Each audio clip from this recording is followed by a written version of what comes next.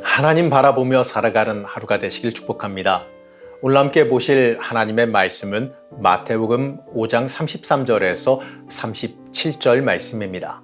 또 옛사람에게 말한 바 헛맹세를 하지 말고 내 맹세한 것을 주께 지키라 하였다는 것을 너희가 들었으나 나는 너희에게 이르노니 도무지 맹세하지 말지니 하늘로도 하지 말라 이는 하나님의 보좌이미요 땅으로도 하지 말라 이는 하나님의 발등상이미요 예루살렘으로도 하지 말라 이는 큰 임금의 성이요 내 머리로도 하지 말라 이는 내가 한 터럭도 희고 검게 할 수 없음이라. 오직 너희 말은 옳다 옳다 아니라 아니라 하라. 이에서 지나가는 것은 악으로부터 나르니라.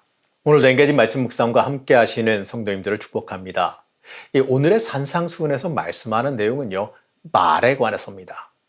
우리나라 사람들이 아무래도 좀 다혈질적인 민족의 성향인지 좀 말을 좀 마구마구 하는 성향이 조금은 있는 것 같아요. 대부분 이 성격이 급한 성향의 나라들에서 일어나는 특징이라고 말하기도 합니다. 때때로 이 길거리를 다니면서요, 사람들의 말을 귀 기울이다 보면요, 이 생각보다 좀 강한 말, 험한 말을 많이 한다는 것을 알게 됩니다. 저도 가만히 생각해 보면요, 나중에 내가 왜 이렇게 함부로 말을 했는가 하면서 후회할 때도 종종 있습니다. 얼마 전에 이 대중교통을 통해서 이동하는데 한 할머니께서 손자를 데리고 어딘가를 가시는 것 같았어요. 근데 그 손자가 제가 보기에도 좀 까다로워 보였습니다. 성격이 좀 활발한 편이어서 그런지 말을 좀 잘 안 듣고 자기 마음대로 하는 게 제 눈에도 좀 거슬려 보이고 눈에 띄일 정도였어요. 저 손자를 쫓아다니는 할머니가 참 힘들어 보이기까지 했습니다. 그런데 이 손자를 이게 쫓아다니면서 계속해서 할머니가 하는 말이 좀 이상했어요. 얼핏 듣기에 내가 잘못 들었나 싶었습니다. 그 이야기는 계속해서요, 아이고 망할 놈 이거였어요. 아니 설마 할머니가 이쁘고 귀한 자신의 손주 인생이 망하기를 바라서 그런 말들을 하지는 않았을 겁니다. 다만 너무나도 힘들게 하니까 안 좋은 말버릇이 나왔으리라 생각돼요. 아마도 별 인식 없이 하는 말일 가능성도 높습니다. 하지만 그 의미는 절대 가볍지 않지요. 절대로 좋지 않은 말입니다. 말에는요, 영향력이 있습니다. 이처럼 당시 구약 시대에도 말을 함부로 하는 풍조가 있었나 봅니다. 바로 자신을 정당화하기 위해서, 자신의 주장을 확실하게 하기 위해서 하나님을 팔아 맹세하는 경우가 종종 있었다 그래요. 사실 이 맹세는요, 본질적으로 무슨 일이 있어도 지켜야 되는 겁니다. 그래서 함부로 말해서는 안 되는 말이지요. 마태복음 23장 16절을 보게 되면 당시 이스라엘 사람들이 맹세를 어떻게 여겼는지를 알 수가 있어요. 와 있을진저 눈먼 인도자여 너희가 말하되 누구든지 성전으로 맹세하면 아무 일 없거니와 성전의 금으로 맹세하면 지킬지라 하는도다. 이 말은 당시 서기관들과 바리새인들이 백성들에게 습관적으로 하는 말을 예수님이 인용하신 겁니다. 아무 일 없거니와 이건요, 크게 신경 쓰지 않아도 된다는 뜻이지요. 유대 종교 지도자들이 하나님을 섬기는 것과 관계된 성전과 그 제단으로 맹세를 해도 좋다는 규정을 만들었습니다. 그리고 그것으로 맹세한 것은 지키지 않아도 된다는 그 조항도 함께 만들어 놨어요. 원래 맹세를 어겼을 경우에는 그 맹세한 대상을 바쳐야 됐었습니다.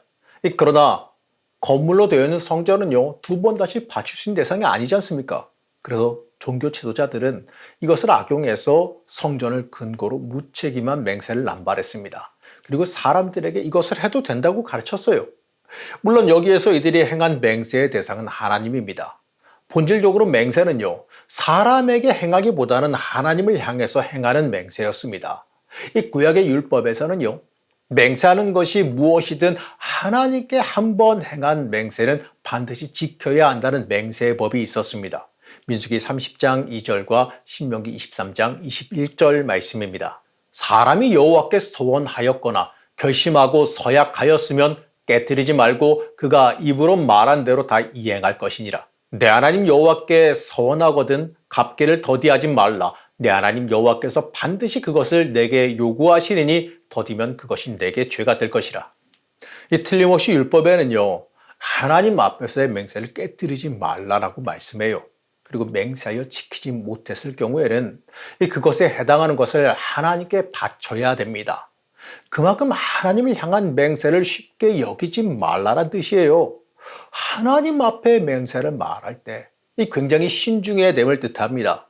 하나님 앞에 무엇인가를 서원할 때에는 무슨 일이 있어도 지켜야 되기 때문에 그래요. 하나님과 행한 약속은 정말 소중하게 여겨야 되는 겁니다. 그 이유는요, 하나님이 내 인생의 가장 중요한 분이시고 내 인생의 방향이 되시기 때문에 그래요. 그러나 예수님 당시의 종교 지도자들은 하나님과의 맹세를 쉽게 여겼습니다. 마치 말장난하듯이 이미 하나님께 바쳐져 있고 다시 바쳐질 수 없는 하나님의 성전을 대상으로 이 맹세의 대상물로 걸었어요. 이 말은요, 맹세를 안 지키겠다는 뜻 아니겠습니까? 하나님의 이름을 우습게 여기고 하나님과의 관계를 중요하지 않게 여기고 있었다는 거지요. 본질을 잃어버린 껍데기만 남은 모습을 잘 보여주고 있는 겁니다. 그리고 하나님의 성전을 걸고 하는 맹세를 이 사람과의 약속에 있어서 자신을 믿게 하는 수단으로 사용했어요. 당시 시대 사람들은 이 시대 배경상 깨어진 관계 속에서 많이 살아갔다 그래요.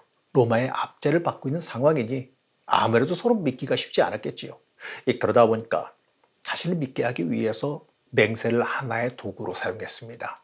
하나님을 향해서 자신의 서원을 맹세하는 행위가 자신을 드러내고 자신의 유익을 구하기 위한 수단으로 변질되었어요. 예수님은 이것을 금지시키셨습니다. 맹세의 의미를 다시 한번 정립시키려고 하셨습니다. 우리가 내일 일을 마음대로 할 수 있나요?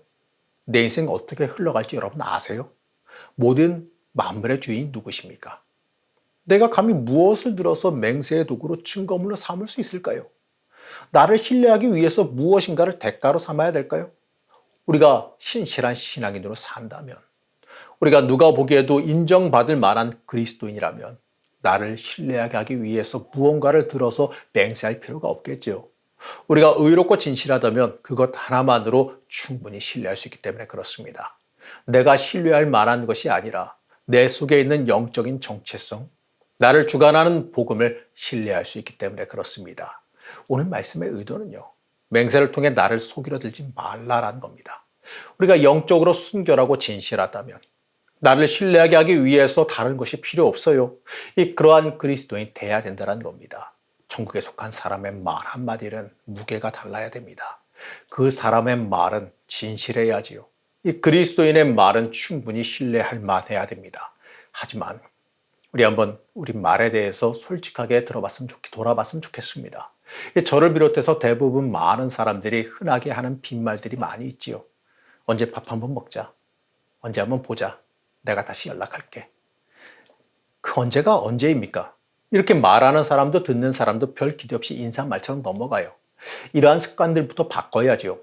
대부분 대수롭지 않게 넘어가겠지만 우린 이러한 사소한 것들부터 변화해야 됩니다. 그리스도인의 말에는 진실성이 있어야 됩니다. 오늘 말씀 5장 37절 말씀입니다. 오직 너희 말은 옳다 옳다 아니라 아니라 하라. 이에서 지나는 것은 악으로부터 나느니라. 이 말씀의 진정한 초점은 맹세가 아닙니다. 맹세 규정의 목적인 절대적 진실성에 맞아 있습니다. 바로 이 말씀은요, 맹세를 통해 사람 속이지 말라라는 거예요. 진실하다면 자신을 믿게 하기 위해서 맹세하는 행위 따위는 필요 없지 않겠느냐. 그러니 진실한 말 한마디면 충분한 사회를 만들라라는 것입니다. 천국에 속한 사람의 말 한마디는 무게가 있어야 되고 진실되어야 됩니다. 신앙인은 세상 사람도 믿을 수 있는 사람들이 돼야 됩니다. 사랑하는 성도 여러분, 저도 간혹 그렇지만 우리가 대부분 흔하게 하는 빈말들이 참 많은 것 같아요. 언제 한번 밥 먹자, 언제 한번 보자, 내가 다시 연락할게. 여러분, 언제입니까? 이러한 것이야 대수롭지 않게 넘어갈 수 있는 것들이지만 우리 신앙인들이 행해야 되는 것들은 명확한 진실성이 있어야 됩니다. 37절 말씀입니다. 너희는 그저 예할 것은 예하고 아니요 할 것은 아니요만 하여라. 그 이상의 말은 악에서 나오는 것이다. 좀 더 명확하게 보기 위해서 공동 번역으로 한번 봤습니다. 이 말씀처럼 우리는 진실할 수 있어야 됩니다. 세상 앞에서 모든 사람들이 신뢰할 만한 그리스도인이 돼야 됩니다. 세상이 그리스도인을 비난합니다. 세상이 그리스도인의 말을 신뢰하지 않습니다. 죄송하지만 세상을 비난할 게 아니에요. 우리가 그렇게 만들었어요. 우리가 그렇게 신뢰를 주지 못했고 그렇게 진실하지 못했습니다. 우리의 삶 속에서 그리스도의 진실함을 보이지 못했습니다. 우리는 우리의 말과 행동을 다시 한번 돌아봐야 됩니다. 내 삶 속에서 과연 진실하게 순전하게 살아가고 있는가? 내 입에서 나오는 그 모든 것이 과연 그리스도인답게 진실하게 살아가고 있는가?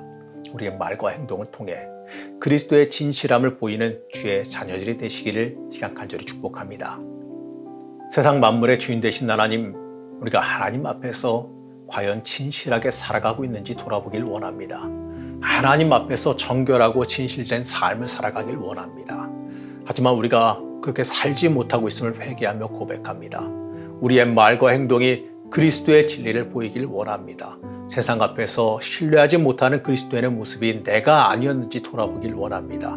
우리 변화시켜 주셔서 어디서나 참된 그리스도인의 모습을 보이며 살아갈 수 있게 하여 주시옵소서.